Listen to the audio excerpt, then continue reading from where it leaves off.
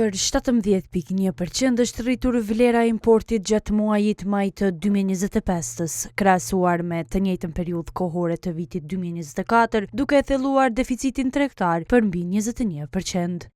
Sipas të dhënave të publikuara nga Agjencia e Statistikave, vlera e importit në muajin maj ka prekur shifrën prej 605 milion euro, teksa eksporti 81,5 milion. Drejtori i programeve në Institutin Reinvest, Visar Vokri, duke i analizuar këto të dhëna, thotë se për herë të parë ka rënje në raportin e mbulueshmërisë së importeve me eksporte. Këtë vit, me sa pas dhënat, nga janari deri në maj, kemi ndikun rreth 13% të importeve që mbulon nga eksport, ndërsa këtë normë mesatare në 10 vitet e fundit e kemi pas pothuajse 14-15. Vokri numëroi edhe disa nga arsyet që mund të konsiderohen si shkaktare që vlera e importit të jetë më e lartë se sa e eksportit.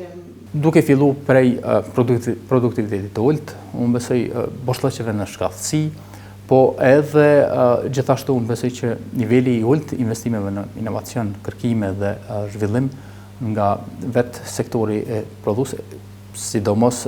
atyre bizneseve që janë të prirura ose që janë të orientuara nga tregjet e eksportit, besoj që mund të jenë disa prej shkaqeve që e kanë burimin te kjo bazë kryesisht kushtimisht me thonë e ulët eksportuese në vend.